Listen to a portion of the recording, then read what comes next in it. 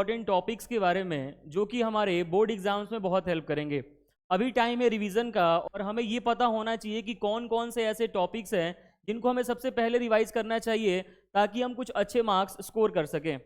जैसे मैं अगर बात करूं अपने फर्स्ट चैप्टर की, तो फर्स्ट चैप्टर का नाम है हमारे sexual reproduction in flowering plants.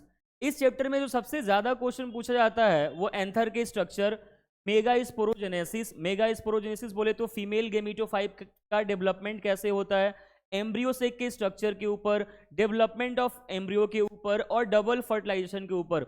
बहुत बार क्वेश्चन 5 मार्क्स वाले में पूछा गया है डबल फर्टिलाइजेशन के ऊपर। जैसे कि कैसे होता है डबल फर्टिलाइजेशन, तो हम क्या बोलते हैं कि पोलन ट्यूब के थ्रू आता है, पोलन एग से फर्टिलाइज करता है सिनर्जी सेल्स को ब्रेक करके और एक बार सेंट्रल न्यूक्लियाई बनता है। तो ये 2 बार जो फर्टिलाइजेशन हो रहा है उसी को हम क्या बोलते हैं, डबल फर्टिलाइजेशन।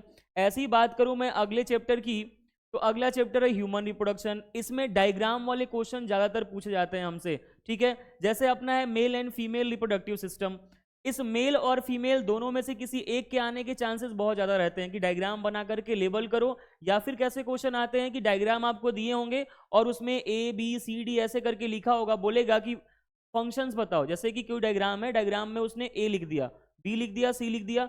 अब बोलेगा क्वेश्चन में कि नाम तो बताना ही है, उसके साथ साथ क्या बताना है आपको कि उसके फंक्शंस क्या हैं। जैसे गेमेटोजेनेसिस, गेमेटोजेनेसिस में उतना इंपॉर्टेंट तो क्वेश्चन नहीं बनता जितना oogenesis में बन जाएगा। oogenesis में क्वेश्चन पूछा जाता है कि कौन से स्टेज में वो अरेस्ट होता है, कौन से स्टेज में जा करके उसका डिवीजन कंप्लीट होता है, वो चीज़ें आपको याद रखनी है। फर्टिलाइजेशन ठीक ठाक, उतना ज़्यादा इंपॉर्टेंट नहीं। मेंस्ट्रुअल साइकिल से क्वेश्चन पूछा जाता है, इससे क्वेश्चन MCQ में भी पूछा जाएगा आपसे, इससे क्वेश्चन आपके 2 नंबर 3 नंबर और 5 नंबर में भी आएगा। MCQ में क्वेश्चन पूछा ये जाता है कि कौन से हार्मोन का लेवल किस स्टेज में बढ़ता है। हमें पता है कि 3 स्टेज होते हैं। अब 1 से 5 डे के बीच में क्या कंडीशन, कौन से हार्मोन का, 5 से लेके 14 डे के बीच में कौन से हार्मोन का अमाउंट ज़्यादा बढ़ता है, ये सब चीज़ें पूछी जाएंगी आपसे MCQ में। 2 नंबर वाले में क्या पूछा जाएगा कि बताओ भाई कि मेंस्ट्रुअल साइकिल के टाइम पे एंडोमेट्रियम के लेयर का क्या हुआ, ये सब क्वेश्चन। 5 नंबर के क्वेश्चन में बोलेगा आपसे कि पूरा मेंस्ट्रुअल साइकिल के डेज को क्लेरिफाई करके, उसके फेज को क्लेरिफाई करके क्या करो, हार्मोन्स का लेवल लिखो।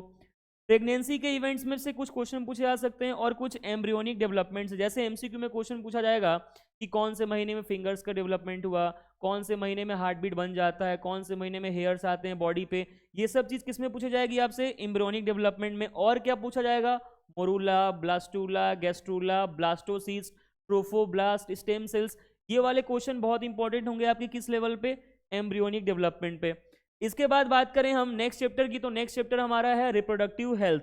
इसमें क्वेश्चन जो सबसे ज्यादा पूछा जाता है वो पूछा जाता है टेक्निक्स टू ट्रीट इनफर्टिलिटी से लेकर, जैसे कि इन विट्रो फर्टिलाइजेशन, ठीक है, इंट्रा सेलुलर जाइगोटिक ट्रांसफर वाला जो मेथड होता है उससे पूछा जाता है, गिफ्ट, ये दोनों कॉन्सेप्ट इस बार सबसे ज्यादा आने के चांसेस है, जिफ्ट भी और गिफ्ट भी, क्योंकि ये 2 क्वेश्चंस पिछले 2 साल से पूछे नहीं गए हैं, तो इस बार आने के चांसेस इन दोनों के बहुत ज़्यादा हैं।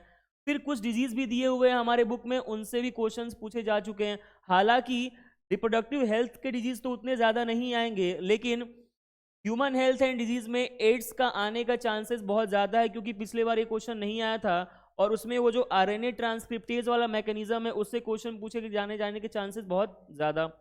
बात करें नेक्स्ट चैप्टर की, नेक्स्ट चैप्टर भी बहुत इंपॉर्टेंट है, 10-12 मार्क्स के क्वेश्चन तो ये मोलिकुलर बेसिस ऑफ इनहेरिटेंस और प्रिंसिपल ऑफ इनहेरिटेंस वाले ही ले लेते हैं। इसमें सबसे इंपॉर्टेंट मेंडल्स लॉ, और मेंडल के लॉ में भी सबसे ज़्यादा इंपॉर्टेंट हमारे लिए क्या है, उनके लॉज, जैसे law of segregation, law of independent assortment, ये 2 लॉज जो है बहुत इंपॉर्टेंट है। उसके बाद है मोनोहाइब्रिड और डाईहाइब्रिड। मोनोडाई में डाई वाला ज़्यादा इंपॉर्टेंट है, क्योंकि इससे वो जो लॉ निकला था, लॉ ऑफ इंडिपेंडेंट असॉर्टमेंट, उससे बहुत सारे क्वेश्चन बनेंगे। अगला है लिंकेज एंड रिकॉम्बिनेशन। इस टॉपिक में सबसे ज्यादा आपको फोकस रखना है लिंकेज मैप के ऊपर, और दूसरा चीज क्या फोकस रखना है कि कैसे लिंकेज और क्रॉसिंग ओवर एक दूसरे पे डिपेंडेंट इंडिपेंडेंट होते हैं। ये क्वेश्चन आपको MCQ और असर्शन रीजन में हेल्प करेगा। उसके बाद है डिसऑर्डर्स। इन डिसऑर्डर्स में फेमस डिसऑर्डर्स कौन कौन से हैं, एल्केप्टोनूरिया, फिनाइलकीटोनूरिया, थैलेसेमिया, क्लाइफेंटर सिंड्रोम, टर्नर सिंड्रोम, ये सब जो बीमारी है ये इंपॉर्टेंट क्यों है, क्योंकि इनसे 1 लाइनर क्वेश्चन बहुत बनते हैं कि ट्राइसोमी किस में हो गया, कौन से क्रोमोसोम नंबर पे डिफेक्ट हो गया, कैसे ट्रीट कर पाएंगे हम इसको, इनके और एक दूसरे नाम क्या हो सकते हैं, किसके अंदर चेंज आएगा नहीं आएगा, ये सब क्वेश्चन तो इस चैप्टर में सबसे ज्यादा important Mendelian and chromosomal disorder पे होगा। अगला है pedigree analysis. Generally board exam में तो पेडिग्री के क्वेश्चन नहीं आते, अगर आते भी हैं तो जनरली आपको ऑटोजोमल वाले ही आएंगे। तो इसमें भी सबसे ज्यादा किस पे ध्यान देना है हमें, ऑटोजोमल वाले पे। आगे बढ़ते हैं मोलिकुलर बेसिस ऑफ इनहेरिटेंस में। मोलिकुलर बेसिस ऑफ इनहेरिटेंस में मैक्सिमम टाइम क्वेश्चन लैक ओपरेउन से हमें मिलता है। लैक ओपरेउन के बारे में याद रखना है, कुछ नहीं होता है, स्ट्रक्चरल जीन्स होते हैं लैक जेड वाई ए, उसमें जेड क्या बनाता है, वाई के बनाता है, ये सब याद रखना है आपको कि ये क्या क्या बनाते हैं और उनके फंक्शन क्या होते हैं। उसके बाद रेप्लिकेशन, ट्रांसक्रिप्शन, ट्रांसलेशन, इन तीनों में से एक क्वेश्चन गारंटी आता है कि मैकेनिज्म बताओ। मैकेनिज्म बताने के लिए आपको एंजाइम्स के बारे में प्रॉपर नॉलेज होनी चाहिए, और एक्सपेरिमेंट से रिलेटेड क्वेश्चन भी आता है।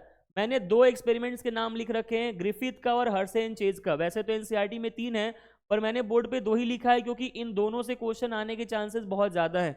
स्ट्रक्चर ऑफ डीएनए इसलिए लिखा है क्योंकि स्ट्रक्चर ऑफ डीएनए से एमसीक्यू में क्वेश्चन बहुत ज्यादा पूछे जाते हैं। तो ये बताओ कि उनमें कौन से बेस पेयर्स होते हैं, कितना डिस्टेंस होता है, कितना लेंथ होता है, हेलिक्स का लेंथ कितना होता है, टर्न करेगा तो कितने डिग्री पे टर्न करता है। तो ये सब क्वेश्चन